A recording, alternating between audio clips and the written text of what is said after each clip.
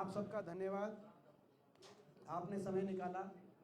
थोड़ी सी कन्फ्यूजन हो गई थी 3 बजे की 3:30 बजे, तो 3:15 बजे हमने सोचा कि भाई 3:15 बजे शुरू किया जाए।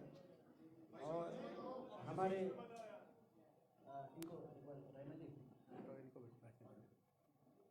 हमारे एक बार साहिल उनको तनवीर जी को भी देखेंगे। हमारे बीच में हमारे बहुत ही आदरणीय जगबीर मलिक जी, हमारे आप जानते हैं कि हरियाणा के वरिष्ठतम विधायकों में से एक हैं। हमारे बहुत ही आदरणीय रावदान सिंह जी, हमारी बहन हमारी बहुत आदरणीय गीता भुक्कल जी, हमारे बहुत आदरणीय मेवा सिंह जी विधायक, जसबीर जी। और मैं इंट्रोडक्शन करा दूं आप सबका, जो हमारे NSUI के प्रदेश अध्यक्ष जो बने हैं, आज इनकी शपथ ग्रहण समारोह था। तो ये अविनाश यादव जी रेवाड़ी से हमारे NSUI के प्रदेश अध्यक्ष बने। इससे पहले दिव्यांशु बुद्धिराजा जी प्रदेश अध्यक्ष थे NSUI के, अब वो युवा कांग्रेस के अध्यक्ष बन गए हैं। तो हम धन्यवाद करते हैं कि NSUI के शीर्ष नेतृत्व और कांग्रेस हाईकमांड ने अविनाश यादव जी के रूप में प्रदेश को एक बहुत ही हमारे और ख़ास तौर पे दक्षिणी हरियाणा में पहली बार हमें जो है प्रदेश अध्यक्ष के रूप में NSUI के किसी भी छात्र संगठन का आज तक दक्षिण हरियाणा से, चाहे वो INSO है, BBP है, NSUI है, दक्षिण हरियाणा से पहली बार किसी को प्रदेश अध्यक्ष के रूप में जिम्मेदारी मिली। देखिए बहुत आज इनका बड़ा रोल रहा, बढ़िया काफ़ी बड़ा कार्यक्रम था वहाँ पे, मगर लोग ज़्यादा थी भीड़ भड़का, इसलिए प्रेस कॉन्फ्रेंस हमने सोचा कि यहाँ पे रखवानी ठीक रहेगी। आज इनकी शपथ ग्रहण समारोह था और अभी पहुँचने वाले हमारे भाई तनवीर जी जो SC वर्ग से संबंधित हैं, उनको असंगठित मजदूर कामगार कांग्रेस का प्रदेश अध्यक्ष के रूप में कांग्रेस पार्टी ने जिम्मेदारी दी है। उनका पद ग्रहण समारोह था आज PCC में। अध्यक्ष जी के नेतृत्व में वो कार्यक्रम था। अध्यक्ष जी उसके बाद अपने कार्यक्रमों में गए हैं। बहरहाल आज का जो आपसे बात करने का मैं इस अवसर को मैंने सोचा कि आपसे एक बहुत ही महत्वपूर्ण मुद्दे पे बात करें, जो मेन मुद्दा हरियाणा, क्योंकि आज NSUI का था, युवाओं से जुड़ा हुआ, छात्रों से जुड़ा हुआ। आज आप जानते हैं कि हरियाणा के अंदर सबसे दयनीय स्थिति किसी की है तो युवाओं की है। सबसे ज़्यादा देश में बेरोजगारी, सबसे ज़्यादा बेरोजगारी। और इसी पार्लियामेंट के सत्र में जो पीछे गया मॉनसून सत्र में मैंने सवाल पूछा था, आपको पता है पहले रिकॉर्ड आता था CMI का। CMI हर महीने का डेटा उपलब्ध कराती है और CMI के डेटा के अनुसार हरियाणा देश में बेरोजगारी में नंबर 1 है। मगर मुख्यमंत्री जी उस डेटा को कंटेस्ट करते हैं। वो कहते हैं कि बाकी प्रदेशों में वो डेटा ठीक है, क्योंकि CMI गुजरात UP में बेरोजगारी कम दिखाती थी, मगर हरियाणा कहते थे कि हरियाणा में गलत है। और इस बात को देखते हुए, एक मिनट दिव्यांशु जी आप आ जाओ, डिस्टर्ब मत करिए, आप आ जाइए, आप थोड़ा लेट आए हैं, हमें या तो वहीं रहिए। ये हमारे आप जानते हैं युवा के अध्यक्ष हैं दिव्यांशु। तो CMI को डेटा को देखते हुए मुख्यमंत्री जी ने माना नहीं। फिर मैंने कहा कि मैं मोदी सरकार से पूछूंगा, भारत सरकार से पूछा गया कि भाई सबसे ज़्यादा अनएम्प्लॉयमेंट कहाँ है और पिछले 10 साल तक इसका क्या रिकॉर्ड रहा है। भारत सरकार का ये जवाब पार्लियामेंट के अंदर लिखित रूप से मोदी सरकार ने मुझे दिया। मैंने जब सवाल किया तो श्रम और रोजगार मंत्री रामेश्वर तेली जी, उन्होंने बड़े भारी मन से जवाब दिया कि सबसे ज़्यादा बेरोजगारी हरियाणा में है देश में। और हरियाणा में बेरोजगारी यहीं तक इस जवाब को सीमित नहीं रखा उन्होंने कहा दुखदाई बात यह है कि जिस प्रदेश में 2013-14 में देश में सबसे कम बेरोजगारी थी 3%, वो बढ़कर अब 9% हो गई है। 9%, और बल्कि 3 भी नहीं थी, 2.9%। 2013-14 में 2.9% थी। ये भारत सरकार का लिखित जवाब है जो सांसदों को मिलता है, 2.9% according to government of India. वो बढ़कर अब 9% हो गई है, जो देश में सबसे ज़्यादा है। रामेश्वर तेली जी, अब मुख्यमंत्री जी बताएं कि अभी तक तो CMI को बताते थे, अब मुख्यमंत्री जी बताएं कि मोदी सरकार भी झूठ बोल रही है सदन में, सदन के पटल पे। बहुत ही दुखद है। मैं इसीलिए ये दोबारा रख रहा हूँ क्योंकि जब सेशन में जब ये आया था प्रश्न, उस समय मैंने प्रेस रिलीज दी थी, तो प्रेस रिलीज में कई अखबारों में ये आया कि Congress alleges highest unemployment. Congress नहीं है ये, रामेश्वर तेली जी की पता करिए, वो भारत सरकार के श्रम और रोजगार मंत्री हैं। ये भारत सरकार बता रही है, मोदी सरकार बता रही है, और इसीलिए मुख्यमंत्री जी को जवाब देना पड़ेगा।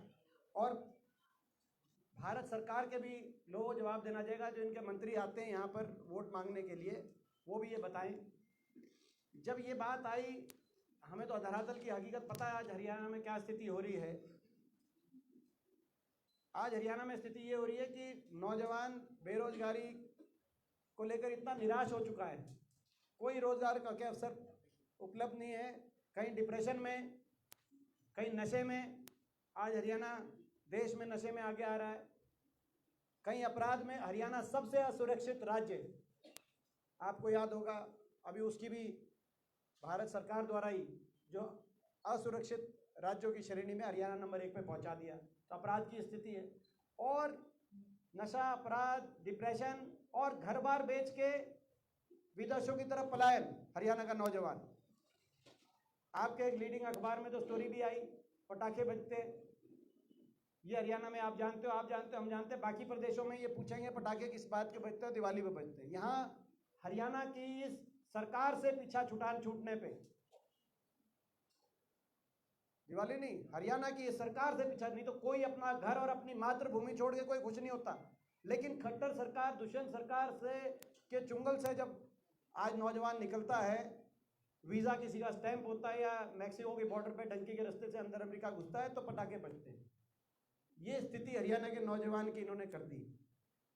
इसके पीछे हम गए कि भाई क्या है, 2-3 इसमें बातें और आई हैं, क्योंकि मैंने कहा मेरे प्रश्न का जवाब तो आ गया, लेकिन पीछे क्या क्या स्थिति है। 2-3 इसमें बातें और आई हैं। पहली बात, रोजगार 2 तरह से होता है, प्राइवेट इन्वेस्टमेंट, निजी निवेश, फैक्ट्रियां लगेंगी, इंडस्ट्री लगेगी, सर्विस सेंटर लगेंगे, या सरकारी क्षेत्र के अंदर। हरियाणा में इसी दौरान इंडियन एक्सप्रेस में खबर छपी कि RBI ने पिछले 10 साल का इन्वेस्टमेंट बताया कि 10 साल कहाँ इन्वेस्टमेंट हुआ। RBI को कैसे पता चलता है? बैंकों से कहाँ लोन लेके प्रोजेक्ट बिन लगे।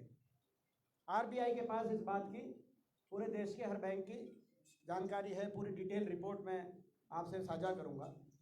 10 साल की रिपोर्ट ये है कि हरियाणा सबसे नीचे 21 राज्यों का उन्होंने विश्लेषण किया, जो बिल्कुल ही कोई छोटे मोटे जो हैं, अंडमान निकोबार, लक्षद्वीप वगैरह, जो आउट ऑफ दी 21 राज्य जो हरियाणा के हैं, RBI उनको अपना देखती है, जिसमें नीचे के जो राज्य हैं उसमें हरियाणा, पश्चिम बंगाल और असम, और 2022 तक ये थे, और 23 में पश्चिम बंगाल भी ऊपर पहुंच गया, और हरियाणा लास्ट ब्रैकेट में, हरियाणा, केरल और असम 3 रह गए। 1% जो मैं आपको बताऊं,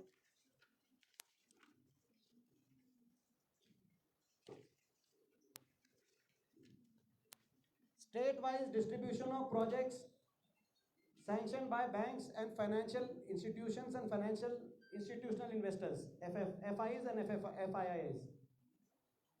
10 साल की ये ट्रैक रिकॉर्ड RBI ने सारे प्रदेशों को दी। नंबर 1 पे उत्तर प्रदेश है, नंबर 2 पे गुजरात है। हमें किसी प्रदेश से कोई द्वेष, ईर्ष्या नहीं है। राजस्थान 10 नंबर पे, हम पड़ोसी प्रदेश, और पंजाब 11 नंबर पे। मगर हरियाणा कौन से नंबर, मैंने बता दिया आपको। बॉटम 3 में, वो 1% वालों को बॉटम 3 दे, उनमें आप ऊपर नीचे कर लो बराबर। लास्ट 3 के 1%, जिसमें सबसे देश में कम निवेश हो रहा है।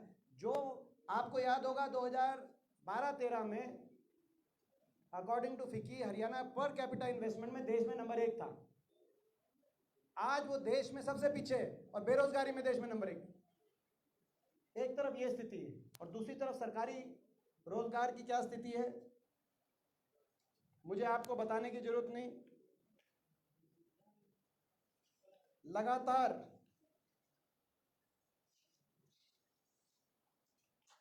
या तो सरकारी क्षेत्र में रोजगार समाप्त किए जा रहे हैं या उनको कच्चों में परिवर्तित किया जा रहा है, चाहे कौशल निगम के माध्यम से, चाहे हरियाणा के लिए तो अग्निवीर भी। हिमाचल के चुनाव में आपने देखा अग्निवीर बहुत बड़ा मुद्दा था। हरियाणा में भी हर साल आज़ादी से लेकर 2019 तक 5,500 हर साल पक्के भर्ती होते थे आर्मी में। आज अग्निवीर योजना के बाद एक साल में 932 हुए अग्निवीर, और 932 में से भी केवल 214 रह जाएंगे पक्के, बाकी घर आ जाएंगे। कहाँ 5,500 और कहाँ 214। तो कहीं कौशल निगम के, कहीं अग्निवीर के माध्यम से कच्चों में परिवर्तित कर रहे हैं। ले दे के उसके बाद भी जो नौकरी बचती है, जो सरकारी क्षेत्र में निकालते हैं, वो पेपर लीक घोटाले, 30 से ज़्यादा पेपर लीक घोटाले हो चुके हैं। अलग अलग तरीके से पेपर लीक कराए जा रहे हैं। पिछले साल के सारे प्रश्न रिपीट हो जाते हैं, किसी और प्रदेश के सारे प्रश्न रिपीट हो जाते हैं, या पेपर लीक हो जाते हैं, जो इतने पेपर कैंसिल हो गए। पेपर लीक घोटाले नहीं तो HPSC और SSC के अंदर परचून की दुकान पे जैसे नौकरियों को, जैसे परचून की दुकान में दाल, चीनी, रेवड़ी, हर चीज़ का रेट होता है, वो रेट फिक्स करके नौकरियों बेचने का काम अनिल नागर डिप्टी सेक्रेटरी 90 लाख से के साथ पकड़े गए। आपको पता है, कोई नई चीज नहीं बता रहे। 3 करोड़ 60 लाख रुपए पकड़े गए उस पर्टिकुलर मामले में। अलग अलग पेपर्स के साथ पकड़े गए, आंसर शीट के साथ पकड़े गए, की के साथ पकड़े गए। और SSC के अंदर जो घोटाले आए उसकी अलग है। इतने व्यापक स्तर पे घोटाले, मगर घोटालों से बच के, फिर भी अगर घोटालों से आप अलग करो। एक और बड़ी बात है जिसके हरियाणा के नौजवान को, जिसकी विशेष तौर पे आज मैं जिस पॉइंट पे, जिसको लेके हरियाणा नौजवान के दिल में बड़ी टीस है। मुख्यमंत्री जी ने एक स्टेटमेंट दी थी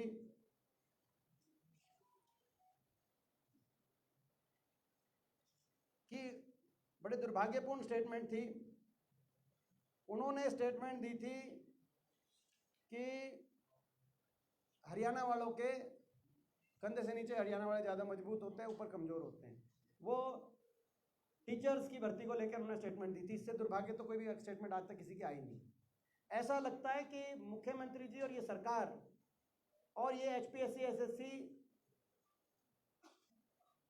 इस मुख्यमंत्री जी की बात को साबित करने के लिए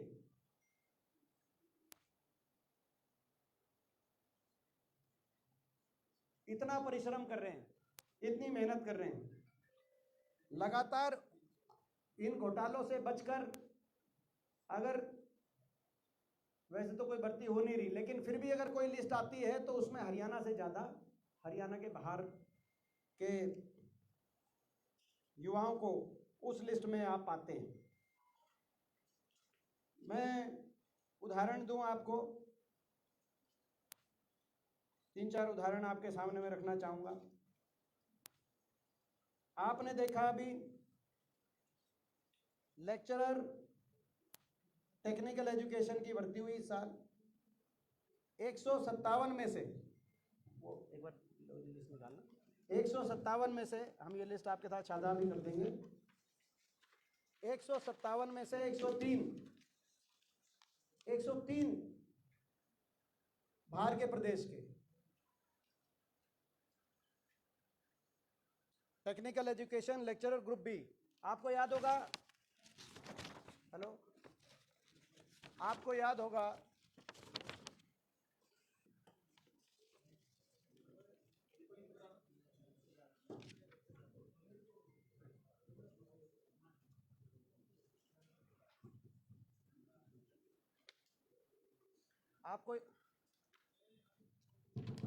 आपको याद होगा इससे पहले एक SDO की भर्ती आई थी 2019 में। उस एसडीओ की भर्ती में 80 में से 78 बाहर के, 2019 की भर्ती। उसके बाद 2021 में एसडीओ इलेक्ट्रिकल की भर्ती हुई, 99 में से 77 बाहर के, हरियाणा केवल 22। उससे पहले वाली एसडीओ की भर्ती में 80 में से 2 हरियाणा के, 78 बाहर के। जैसे मैंने कहा lecturer group B technical education 157 में से 103 बाहर के, केवल 53 हरियाणा के। इसी प्रकार से assistant professor polytechnic political science 18 में से 7 हरियाणा के, पॉलिटिकल साइंस। अब तो राजनीति बहुत कमजोर है हरियाणा वाले, तो ऐसा दिखाई देता है। 18 में से 7 हरियाणा के, बाकी बाहर के। उसके साथ एडीओ की 600 की पोस्ट की भर्ती आई, एडीओ की 600 की। उन 600 की पोस्ट में 50 का चयन किया गया, बाकी खाली। और जो 50 का जो चयन किया गया जनरल कैटेगरी में से 23 में से 16 पद पे हरियाणा से बाहर के, यानी कि 600 की पोस्ट में एडीओ केवल 16 हरियाणा की। इसके अलावा लिस्ट लंबी है, आपको लिस्ट पहुंचाएंगे, मगर इसके आपने देखा एचसीएस, ये वाली लिस्ट जो आई प्रीलिम की, इससे पिछला जो एचसीएस था, HCS allied, HCS and HCS allied 2021, उसमें 140 थे सेलेक्ट। 140 में से 35 बाहर के, 35 आउट ऑफ हरियाणा। एचसीएस में इतना नहीं हुआ कभी, एचसीएस में 140 में से यूपीएससी टॉप करने वाला प्रदेश हरियाणा, 35 बाहर के, जो पिछली लिस्ट आई थी एचसीएस की। और इस बार एचसीएस की जो आई वो एचसीएस एंड अलाइड थी। इस वाले एचसीएस में 100 में से 61 लोगों को चयनित किया गया, बाकी पद खाली। और जिन 61 को शामिल किया, 61 जो सेलेक्ट चयनित हुए, उसमें से 44 एक सीरीज के रोल नंबर। हरियाणा से नौजवान यूपीएससी टॉप करते हैं, मगर हरियाणा के एचसीएस में नंबर नहीं लग रहा, हरियाणा के एसडीओ में नंबर नहीं लग रहा, एडीओ में नंबर नहीं लग रहा, लेक्चरर में नंबर नहीं लग रहा। और बाकी प्रदेशों में आपने देखा, यूपी के अंदर नज़ारा, 3 गए थे हरियाणा के, पोस्टमैन की भर्ती थी कि वे नहीं लेंगे। और केवल यूपी नहीं, मैं उस बाकी प्रदेशों का भी आपको मैं बताऊंगा अभी कि बाकी प्रदेशों में किस तरीके से अपने प्रदेशों को। खैर, इस बात पे हम इनके बाहर से लग रहे हैं, इस पे तो क्या है, जो एचपीएससी के चेयरमैन हैं, 3.25 करोड़ हरियाणा वासियों में से मुख्यमंत्री जी को कोई एक उपयुक्त नहीं मिला, कोई है ही नहीं शायद क्वालिफाई। हरियाणा शायद अकेला प्रदेश ना हो देश में, ये भी चेक करना पड़ेगा बाहर से। और वो बाहर से भी कोई अविवादित नहीं लाए, कोई ऐसा कोई इतना बड़ा ट्रैक रिकॉर्ड हो किसी का कि कोई अविवादित हो। ये वही हैं जिनको चेयरमैन बनाया एचपीएससी का, वर्मा जी, जिनको government under secretary government of India Dharmendra ने चिट्ठी लिखी, government of India, ministry of human resource development, department of higher education, vigilance section ने चिट्ठी लिखी कि in pursuance of commissions advice NCERT has identified the role of Alok Verma, IFS officer, former secretary NCERT, responsible for the irregularities and allegations have been framed against him. A statement indicating allegations against Alok Verma with relevant documents is forwarded herewith. ये 2019 मई की चिट्ठी है, central vigilance commission. Frame हुए charges, आगे वो drop हुए, लेकिन कहने का मतलब कि कोई अविवादित, कोई इस तरह के एग्जाम्पलरी ट्रैक रिकॉर्ड से कोई अपना कि एचपीएससी का चेयरमैन, भाई हरियाणा में 3.25 करोड़ लोगों में से कोई नहीं है, तो हम कहीं भाई तमिलनाडु टीएन सेशन लेके आएंगे, ऐसा नहीं है। ये खुद एक विवादित जो है उनके ऊपर इस तरह के एलिगेशन, इरेगुलरिटी के एलिगेशन, एनसीईआरटी में रहते हुए, क्या कारण है भाई, क्या मजबूरी थी, किसके साथ क्या संबंध थे, और अब ये हरियाणा के बच्चों को क्यों सफर करा रहे हैं? ये बताना पड़ेगा। आज हरियाणा के नौजवानों में बड़ा भारी रोष है इस बात को लेकर। इसमें 2 फैसले और हुए हैं इनके जो HPSC के, जिनका मैं जिक्र करना चाहता हूं। एक फैसला ये फैसला HPSC ने चेयरमैन HPSC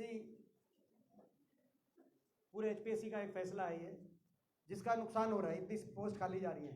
एक मैं बताना भूल गया था, गवर्नमेंट मेडिकल कॉलेजेस में 187 पोस्ट निकली, जिसमें से 21 भरी गई, बाकी अभी गवर्नमेंट मेडिकल कॉलेजेस में पोस्ट खाली पड़ी है। आप पूछो कानपुर मेडिकल कॉलेज की क्या स्थिति है अपना ये, और उनकी पोस्ट भी निकली लेकिन वो सिलेक्शन नहीं हुआ। इसमें इन्होंने एक और कंडीशन करी, ये भी एक पहला कमीशन है पूरे देश में। क्या करा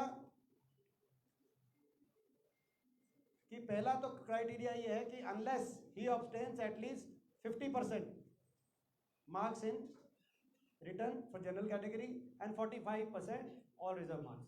पहले तो रिटर्न टेस्ट में इतने नंबर होने चाहिए, ठीक है, कट ऑफ हो रिटर्न के अंदर। दूसरा,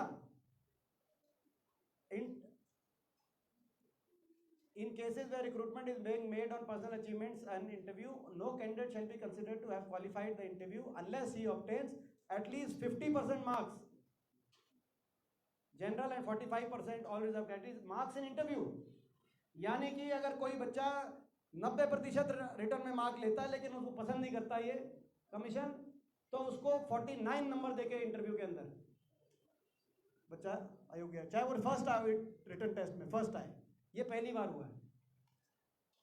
इंटरव्यू को इतनी वेटेज,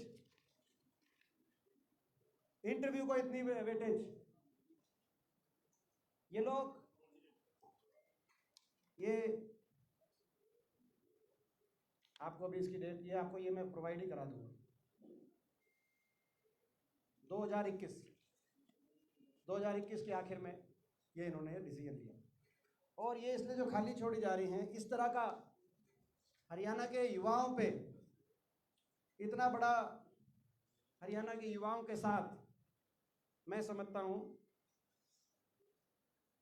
इतना बड़ा, आप अंदाजा लगा सकते हैं 90% आ जाए रिटर्न टेस्ट में, मगर इंटर में 49 आए, और जिसके 51 आए रिटर्न टेस्ट में, क्योंकि 51% तो ये क्वेश्चन बता ही रहे हैं पिछले वाले बारे रिपीट, उसके इंटरव्यू में अगर 51 आए तो आप अंदाज़ा लगा सकते हैं कि किस तरह की ये स्थिति चल रही है HPSC में और SSC में। CET का अलग मुद्दा है आपके सामने, CET में पेपर किस तरीके से लीक हुआ वो मुद्दा आपके सामने। CET के युवाओं को 3,60,000 युवाओं को कितना बड़ा धोखा ये सरकार दे रही है वो भी आपके सामने है। मैं अंत में एक और बात कहना चाहता हूँ, मैंने जो कहा उस बात पे मैं आके अपनी बात समाप्त करूँगा। बहुत सी बातें हैं, हर प्रदेश अपने युवाओं को, अपने प्रदेश के नौजवानों को, अपने प्रदेश की सरकारी क्षेत्र के रोजगार में अवसर देने के लिए सजग रहता है। यहाँ तो विपरीत है। मैं उदाहरण देना चाहता हूँ, जो गुजरात, वहाँ पर आपको गुजराती भाषा में एक पेपर देना जरूरी है, महाराष्ट्र में मराठी में, तमिलनाडु में तमिल में, पंजाब में पंजाबी में। हरियाणा के अंदर वो तो कोई, हमारी तो हिंदी है ज़्यादा हमारी जो भाषा है, तो उसके बाद दूसरा बनता है जीके। जैसे राजस्थान के अंदर भी हिंदी है मगर वहाँ जीके की बात आती है।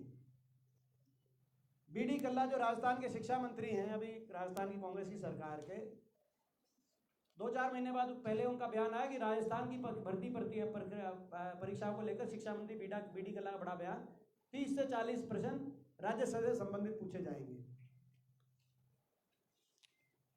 हर प्रदेश RPSC में 2012 से 2022 तक आरपीएससी की टोटल सिलेक्शंस में 1%, 1.05% बाहर के नौजवानों को मौका मिला, बाकी राजस्थान के। और कर्मचारी चयन एसएससी जो उनकी है, जो हमारे पैरेलल है, उसमें 0.9% राजस्थान की मैं बता रहा हूँ। पंजाब में पीपीएससी की जो होती है परीक्षा है, उसमें 20% पंजाब की जीके पूछी जाती है और पंजाबी में भी होता है। मध्य प्रदेश में एमपीपीएससी के भर्ती परीक्षा में 33% मध्य प्रदेश की जीके पूछी जाती है। हर प्रदेश ने अपने युवाओं के हितों को सुरक्षित करने के लिए इस तरह का प्रावधान किया है। हरियाणा के अंदर हरियाणा जीके खत्म, हरियाणा संबंधित कोई प्रश्न नहीं। ये भी एक दुखद बात है। तो कुल मिलाकर जो व्यवस्था ऐसी बन गई कि आज घर बार बेच के चलो, डक्की के रास्ते बाहर चलो। आज हरियाणा में रोजगार का कोई अवसर नहीं, कहीं नशे की समस्या पनप रही है, कहीं अपराध में हरियाणा सबसे असुरक्षित राज्य में हरियाणा का नाम आ रहा है। और जो मैंने पहले बात कही थी, तो सरकारी नौकरी की बात है, सरकारी सिस्टम की बात है, जो इन्होंने खराब कर दिया। लेकिन जो प्राइवेट सेक्टर था, आज निवेश नहीं हुआ। जो हम कह रहे हैं कि निवेश सबसे नीचे है, उसका भी कारण ये है कि सरकार ने 10 साल में, इनकी 9.5 साल में 3 बार प्रदेश जला, व्यापक कानून व्यवस्था की स्थिति चौपट हुई 3 बार। कभी 2016 की बात हो, कभी जो है डेरे सच्चे सौदे वाली पंचकुला की बात हो, कभी नूह की घटना की बात हो, और लगातार प्रदेश में आंदोलन चले। ऐसी अहंकारी सरकार किसी की सुनती नहीं है। हर वर्ग सड़क पे आता है आंदोलन के लिए। कभी आड़ती बैठे, कभी गांव ग्रामीण चौकीदार बैठे, कभी ग्रामीण सफाई कर्मचारी बैठे, कभी किसान बैठे, हर वर्ग, कभी सरपंच बैठे। एक जब इस तरह का माहौल बने अराजकता का, प्रदेश में कौन निवेश करेगा? आप मेरे को बताएं। आज उत्तर प्रदेश नंबर 1 पे हम निवेश में देख रहे हैं। मैं पार्टी लाइन से ऊपर भी उठ के बात कह रहा हूँ। हरियाणा आखिरी नंबर पे क्यों आना चाहिए? दिल्ली के 3 तरफ हम हैं। हरियाणा तो निवेश के लिए सबसे आगे होता था। आज ऐसी स्थिति बनाने के लिए कोई जिम्मेदार है तो ये सरकार जिम्मेदार है पूरी तरीके से। हरियाणा के युवाओं की आज हमारे एनएसयूआई के प्रदेश अध्यक्ष ने पदभार ग्रहण किया है। युवा कांग्रेस के अध्यक्ष भी यहाँ बैठे हैं। हम लोग हरियाणा के युवाओं के लिए संघर्ष करेंगे, लड़ाई लड़ेंगे। इस प्रदेश को, प्रदेश की सरकार को शर्म आना चाहिए कि आज बेरोजगारी में हरियाणा देश में नंबर 1 आ गया। शर्म आना चाहिए कि आज विदेशों में जिस तरीके से हरियाणा का नौजवान जा रहा है, जैसे कभी जब पीड़ादायक समय था पंजाब का, तो पंजाब से जैसे जाते थे, आज वो स्थिति हरियाणा की बना दी इन्होंने। ऐसी स्थिति के लिए लोग जिम्मेदार हैं। मैं आज केवल इसी मुद्दे पे अपनी बात रखना चाहता था और मैं अप्रिशिएट करूंगा कि भाई इस मुद्दे पे ही ज़्यादा हम बात आप लोगों के प्रश्न रहेंगे। बाकी तो आप प्रश्न अपने हिसाब से। Thank you. देखिए सीटी में, देखिए सीटी को भाई ये कोई कहानी हो रही है जो सरपंचों की, भाई आपने इलेक्शन करा दिया, हमारा अधिकार नहीं दिए, सीटी को आप बुला नहीं रहे, इंटरव्यू पे नहीं, रिटर्न पे नहीं। 4 गुना वाली कंडीशन हटाई जाए। राजस्थान में 20 गुना है। राजस्थान में है कि कौन सी स्टेट में 20 गुना भी है, कई अलग अलग स्टेट्स में अलग अलग, मगर 4 गुना तो कहीं भी नहीं। तो और सीटी जो टेस्ट हुआ, सीटी उसको लेकर कितने प्रश्न चिन्ह उठे, और उसके बाद फिर 4 गुना। सीटी जो टेस्ट हुआ, 100 में से 41 प्रश्न सीटी को लेकर आपने प्रश्न पूछा ध्यान सा। 41 तो 6 अगस्त को जो पेपर में आए, 100 में से 41, 7 को वही आ गए। आपको कोई लीक कराने की जरूरत ही नहीं। आप कह दो कि भाई पिछला वाला, कल वाला देख लेना, खुले में। वो कैंसिल नहीं हुआ अभी, वो सीईओ स्टैंड करता है। 41 वही आ गए। आज तक कभी हुआ क्या ऐसा? आप भी बचपन से पेपर देते होगे, हर क्लास में आगे बढ़ते होगे कि भाई आज जो पेपर दे के आए सोशल साइंस का, अगले दिन मैथ्स में भी वही आ गया। तो 41 प्रश्न वही आ गए। और ये स्थिति सीटी को लेके हुई, तो सरकार कोर्ट में मामला गया है, इसमें पेपर सरकार दोबारा नहीं कराना चाहिए। अगर उसके बाद भी जो सीटी को करते हैं उसमें 4 गुना को का कंडीशन जो देश में सबसे हार्शेस्ट है वो हरियाणा में लागू है। हमारी मांग है 4 गुना कंडीशन निरस्त हो। जो क्वालिफाई हैं, जब क्वालिफाई कर लिया उनको, जो आपने क्वालिफाइंग मार्क रखे उन सबको मौका दिया जाए, या अनुपात जैसे 20 गुना बढ़ा रखी है कई कई प्रदेशों में, उस अनुपात में बुलाएं। जैसे एचपीएससी और एचएससी का इशू था, आप अच्छा, एचपीएससी तो हम इसको एचपीएससी नहीं कहेंगे, ये हरियाणा पब्लिक सर्विस कमीशन नहीं कहेंगे, अब ये गैर हरियाणा पब्लिक कमीशन, क्योंकि इनकी मांग थी, एक बात थी कि 75% युवाओं को हम इंडस्ट्री में हरियाणा के नौजवान को रिजर्वेशन दिलाएंगे। यहाँ 75% हरियाणा से बाहर को एचपीएससी के माध्यम से जॉब में रिजर्वेशन मिल गई, और कई जगह तो 75% से भी ज़्यादा, 75% के ज़्यादा 90% बाहर से। तो ये मैं ये कह रहा हूँ कि भाई ये एक बड़ा दुखदाई है। 75% की कंडीशन उल्टी होगी।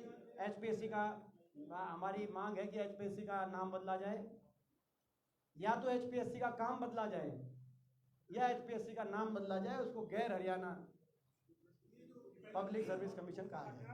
2 दिन पहले मुख्यमंत्री ने प्रेस कॉन्फ्रेंस की चंडीगढ़ में, वो कह रहे हम भर्ती प्रक्रिया को तेज करना चाहते हैं, जल्दी भर्ती करना चाहते हैं, लेकिन हरियाणा में एक भर्ती लोग को गैंग काम करें जो हाईकोर्ट पहुंच जाता है और भर्तियां हाईकोर्ट में जाकर अटक जाती है। ये देखो, ये मैं उसका जो आप कह रहे हो ना, जो भर्ती रोको चल रहा है हरियाणा में, मैं उसकी भी कहानी बताऊंगा। 2015 एस्टेट पेपर लीक, पेपर सबके पास पहुंच गया, किसने रोकने का काम किया? 2015 एस्टेट, 2015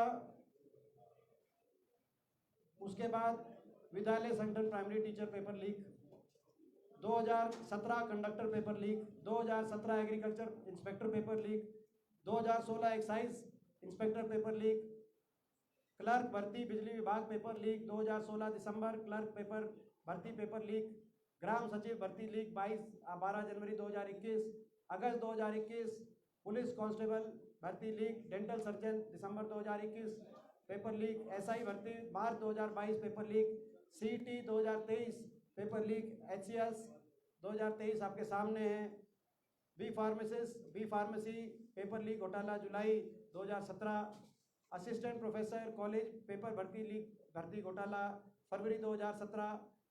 आप और बताएं, पीटीआई नायब तहसीलदार आबकारी inspector paper leak, ITI inspector भर्ती पेपर लीक, कंडक्टर भर्ती पेपर लीक। तो ये आप ये बताओ, ये आप बताओ, वो तो आप मुझसे पूछना, मैं तो आपको बता दी कि क्यों हरियाणा में 2 लाख से ज़्यादा जो एक बात आती है, या तो रिक्त स्थान है या अस्थायी रूप से उनको भरने का काम हुआ है। हरियाणा के नौजवान को धोखा देके देश में सबसे ज़्यादा बेरोजगारी देने का काम हुआ है। उसमें एक तरफ इन्वेस्टमेंट नहीं हुई, आरबीआई बता रही है सबसे कम इन्वेस्टमेंट, और दूसरी तरफ सरकारी क्षेत्र के अंदर ये रोजगार हरियाणा के युवाओं को नहीं दे पाए, या तो समाप्त हो गई या पेपर लीक हो गई, और जो लिस्टें आई उसमें हरियाणा से ज़्यादा, कहीं ज़्यादा हरियाणा के बाहर के नौजवानों को मौका मिला, और या खाली छोड़ दी गई पद। और मैंने वो बताया आपको 50% इंटरव्यू से कम आया। ये कौन सी कंडीशन आई भाई? ये क्या कंडीशन, क्या हरियाणा के अंदर ही लागू है? पास मार्क्स कम कर रहे हैं। नहीं, ये कंडीशन आप बताओ। ये और इस वजह से जो सारे खाली छूट रहे हैं पद। अनएम्प्लॉयमेंट की फिगर्स है, इतना वेरिएशन क्यों है? क्योंकि सीएमआई जो है वो आपको 37.4 कह रही है।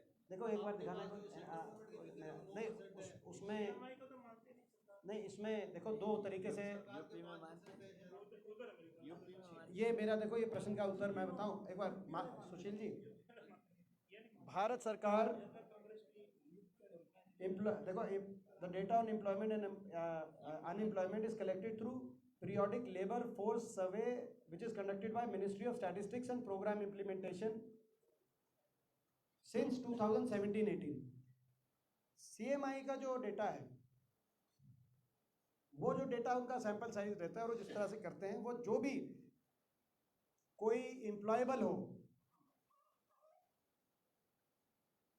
विलिंग हो, लेकिन काम ना मिल जिसके पास हो, वो उन सबके प्रतिशत देखते हैं। जैसे फॉर एग्जांपल कोई किसी की स्पाउस हो सकती है, अपने घर में हो, एम्प्लॉयबल भी हो, एजुकेटेड भी हो, लेकिन वो एक्टिवली जॉब सीख नहीं कर रही, मिलेगी तो ठीक है, नहीं तो कोई एक्टिवली नहीं, वो CMI के अनुसार वो अनएम्प्लॉयमेंट में।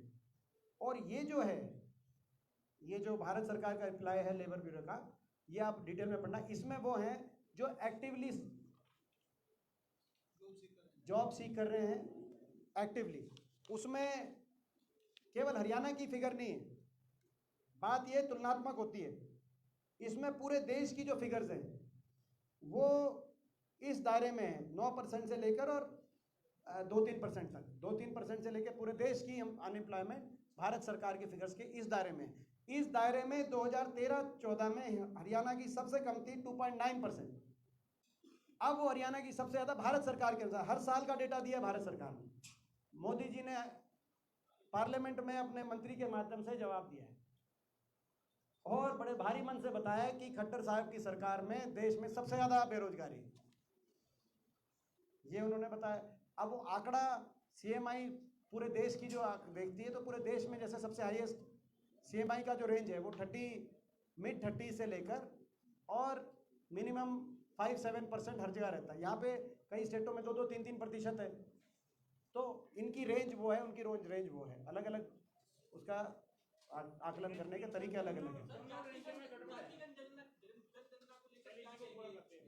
कह रहे हैं कि हरियाणा में इसकी जरूरत नहीं है, जबकि राहुल गांधी कह रहे हैं कि पूरे देश में जाति जनगणना लागू होनी चाहिए। ये तो कांग्रेस पार्टी ने, कांग्रेस वर्किंग कमेटी की कल हमारी बैठक थी और कांग्रेस पार्टी ने एक स्टैंड लिया है इस विषय को लेकर कि कांग्रेस पार्टी इस पक्ष में है कि जातिगत जनगणना हो और ताकि हर वर्ग को अपनी जनसंख्या के अनुसार अधिकार मिल सके और हर वर्ग तक सरकारी योजनाओं का लाभ पहुंचाया जा सके। कांग्रेस पार्टी का ये स्टैंड है भारत के स्तर, राष्ट्रीय स्तर पे वही हमारा स्टैंड है। भूपेंद्र जी, SYL को लेके दोनों राज्यों की जो पॉलिटिक्स है वो काफी हॉट हो चुकी है। एक तरफ तो पंजाब है, पंजाब की अपोजिशन पार्टियां और रूलिंग पार्टी कह रही है कि पानी किसी भी कीमत पर जारी नहीं किया जाएगा। दूसरी ओर सुप्रीम कोर्ट ने कहा है कि सर्वे टीम भेजी जानी चाहिए। क्या आप डिमांड करेंगे सेंट्रल गवर्नमेंट से कि सर्वे टीम पंजाब जाए, SYL का सर्वे टीम? देखिए, इसमें बड़ा स्पष्ट स्टैंड है, हमारा स्टैंड है कि हरियाणा के हक का पानी हरियाणा में मिलना चाहिए। इंदिरा गांधी जी ने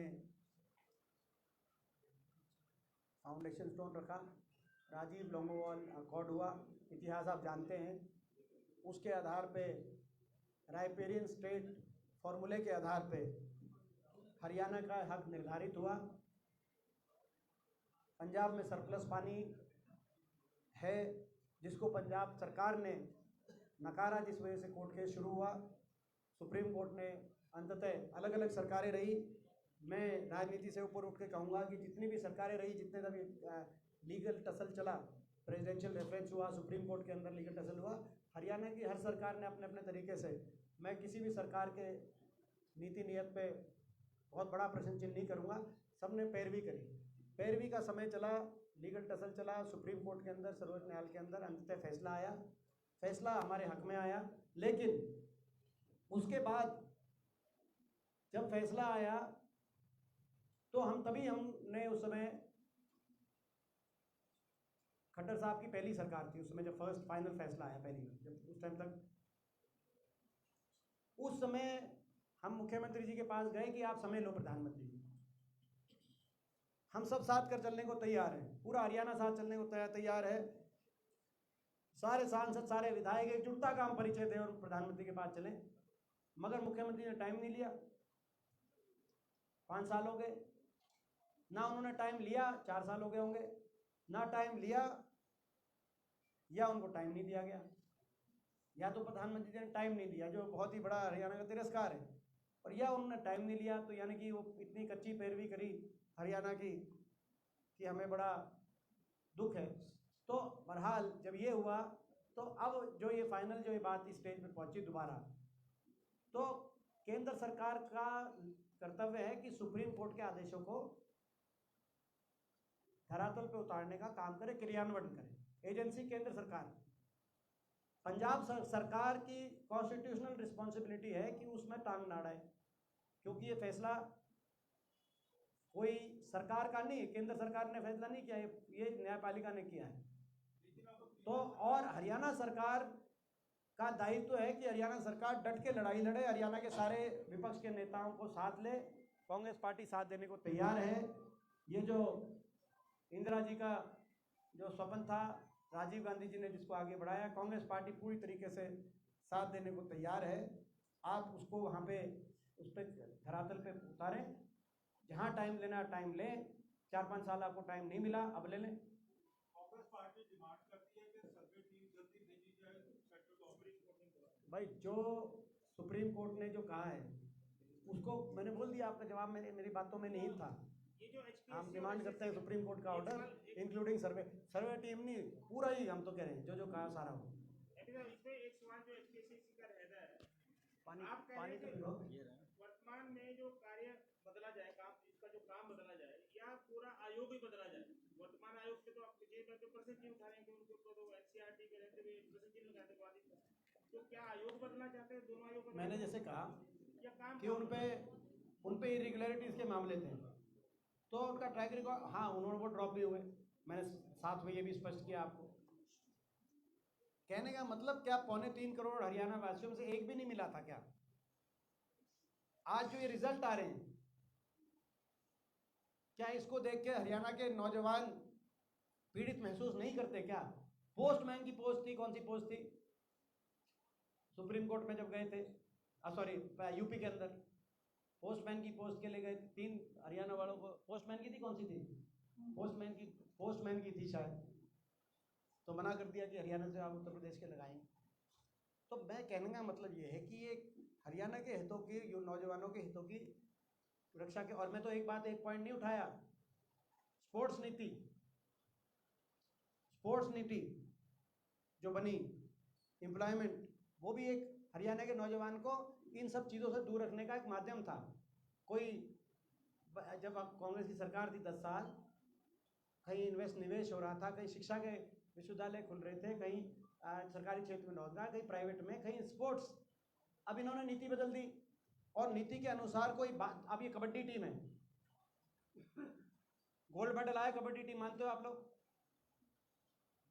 कल मैं जाऊंगा, बहुत से भैंसवाल में 3 खिलाड़ियों का गोल्ड मेडल है, 3 तो मलिक साहब के गांव से हैं, रिंडाना में भालू जी उनके गांव से हैं। इतने खिलाड़ियों के मेडल आए पूरे प्रदेश में, लेके आए हैं, लेकिन वो हरियाणा की टीम से नहीं खेलते, क्योंकि हरियाणा की स्थिति खराब कर दी स्पोर्ट्स के अंदर। जो चल रहा है हम उसमें बताना नहीं चाहते, कुश्ती में क्या चल रहा है, खेल कबड्डी में क्या चल रहा है हम नहीं, मगर कोई आर्मी की टीम से खेलता है, कोई सर्विसेज की टीम से, कोई रेलवे की टीम से। हरियाणा के उनमें सारे हैं हरियाणा के, खेलना पड़ा बाहर से, और इसीलिए हरियाणा के अंदर ना एम्प्लॉयमेंट मिलेगा, ना उस रूप का लाभ मिलेगा। तो मैंने ये बात तो टच नहीं करी, किसी और दिन टच करेंगे, बातें तो बहुत हैं। ये भी एक बात पॉइंट है। हमारे टाइम तो सबको मिलता था, कोई हरियाणा का किसी का रूट भी हो, आपको याद होगा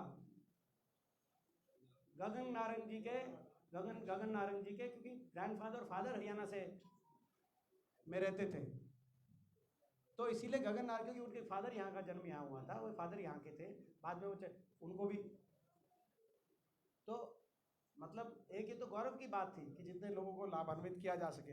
यहाँ ये है कि भाई कैसे रोकें लाभान्वित होने से। अच्छा, ये बताएं कि आपने 4 डिप्टी सीएम वाला बयान दिया है कि एक ब्राह्मण चेहरा होगा, इस पर ओम प्रकाश धनखड़ जी ने आज बयान दिया है और सीधा आप और हुड्डा साहब पर टारगेट किया है कि आप लोग बाहर से बौखलाए हुए और इस बयान से अपना मैनेजमेंट ठीक कर रहे हैं। देखिए, अब मैं भाजपा प्रदेश अध्यक्ष जी के बारे में, उनके बयान के बारे में जो है, उनको शायद इस बात की हो कि भाई उसके जो आयोजक थे वो कुलदीप वत्स जी थे, जिनसे वो पूरी तरह हारे हुए हैं, शायद इसीलिए उन्होंने कुछ, जहाँ तक स्टेटमेंट की बात है, कोई पुराना बयान है हुड्डा साहब का, 2019 के चुनाव में हुड्डा साहब ने कहा था। तो फिर जजपा के महासचिव के बयान पे आ रहा है, उन्होंने कहा है कि वो मानहानि का दावा करेंगे, उन्होंने मानहानि का दावा कौन कर रहा है? वो आप लोग आरोप लगाते हैं ये आरोप लगाते हैं कि परसेंटेज दे जाते हैं मुस्लिम को, तो अगर आपका नाम भी लिया मतलब मुद्दा साहब का भी लिया, कुछ और नेताओं का भी लिया, घोटालों की बात करें, ऐसा है कि वो शायद उनको हाँ, हाँ, ये जो परसेंटेज का बयान था, ये बयान वीरेंद्र सिंह जी का था, वैसे मैं जानकारी ला लूँ। मेरा तो था ये मेरा तो बयान ये था कि भाई वीरेंद्र सिंह जी जो बता रहे हैं वो उनका तो आप उनको ठीक ही बताएं। मेरा तो बयान था कि ये ठगू के लड्डू हैं। मैंने तो ठगू के लड्डू बताया था आपको, ये थोड़ा मैं क्लियर कर दिए। परसेंटेज तो हमने बताई थी, मैंने बताया था जेजेपी पार्टी ठगू है, ठगू के लड्डू है कि फ्रेंचाइजी है, और वो उसका मैंने पूरा संदर्भ बताया था। और मैं बता देता हूँ आपको, क्योंकि ये आप आदि लिख दोगे तो बात यूँ कहेंगे कि भाई आदि ये तो केवल ये पार्टी जेजेपी पार्टी का अस्तित्व खत्म हो गया हरियाणा में। लोग इनके बड़े खिलाफ होंगे, क्योंकि ये पार्टी, इस पार्टी ने हर व्यक्ति, हर वर्ग के साथ और विश्वासघात करने का, लोगों को ठगने का, विश्व कीर्तिमान बनाने का काम किया। सबसे पहले इन्होंने अपने मतदाता को कहा कि बीजेपी को करेंगे जमुना पार, फिर बना दी बीजेपी की सरकार, उनको ठगने का काम किया। फिर कहा 5100 बुढ़ापा पेंशन पे सरकार बना रहे बीजेपी की, फिर 4 साल हो गए, बड़े बुजुर्ग खा गए, उनको ठगने का काम किया। किसान आंदोलन में कहा कि कोई ऐसा प्रावधान ही नहीं है कि ये कानून वापस हो सके। उसके अगले हफ्ते में प्रधानमंत्री जी ने आगे कहा कि मैं वापस ले रहा हूँ। किसान को ठगने का काम किया। जब महिला और खिलाड़ी बैठे हुए थे तो कहा कि भाई महिला में हम ब्रिजभूषण का क्या करें। इन्होंने खिलाड़ियों को, हमारी बहन बेटियों को ठगने का काम किया। उससे पहले जब इन्होंने अपनी पार्टी में लड़ाई, जो उसमें अपने परिवार और पार्टी को ठगा कि नहीं ठगा, वो तो आप इनसे पूछो कि उनके साथ इन्होंने क्या किया। तो मैंने ये कहा था कि भाई कानपुर में एक दुकान है, बड़ी फेमस दुकान है, आप लोग भी जाना, कानपुर में ड्यूटी लगती है यूपी में, उसका नाम है ठग्गू के लड्डू। कानपुर में दुकान है, उसका नाम है ठग्गू के लड्डू। उसके टैगलाइन नीचे लिखा हुआ है कि भाई ऐसा कोई सगा नहीं जिसे हमें ठगा, जिसको हमने ठगा नहीं, ऐसा कोई सगा नहीं जिसको हमने ठगा नहीं। और मैंने ये कहा था कि ऐसा दिखाई देता, प्रतीत होता है, ये बताएं, उसके खंडन करें। भाई मेरे को ऐसा प्रतीत होता है कि ठग्गू की लड्डू की दुकान की फ्रेंचाइज लेके जेजेपी पार्टी हरियाणा में आई। इन्होंने अपने वोटर को, बुजुर्गों को, खिलाड़ियों को, किसान को, पार्टी को, परिवार को, सबको, छात्रों को, तो अब राजस्थान में वो जा रहे हैं, यहाँ पे वो ठग्गू के लड्डू की फ्रेंचाइज हरियाणा में वो फेल हो गई। अब उसको राजस्थान में लेके जा रहे हैं, तो इस पे है। अब इसमें किसी को तकलीफ हो तो क्या हो, मैं तो जो बता रहा हूँ।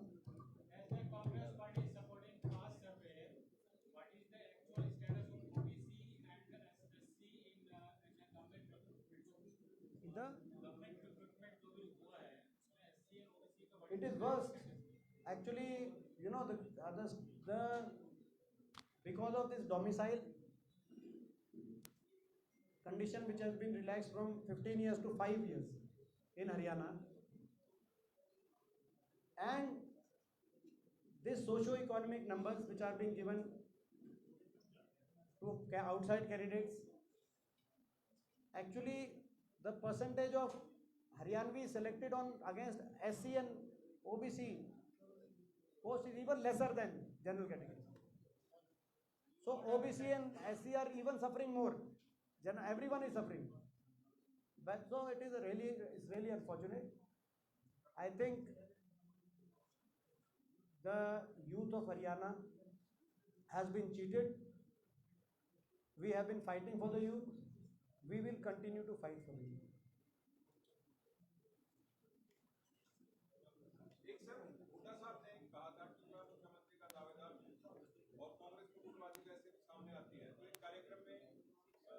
ने कहा कि अगर कुमारी शैलजा को नेतृत्व मिलेगा तो प्रदेश का विकास होगा। गोगी ने भी यही कहा। वहाँ पे ये भी आवाज उठी कि आने वाले मुख्यमंत्री कुमारी शैलजा। आप लोगों से पूछो कौन दावेदार है, लोग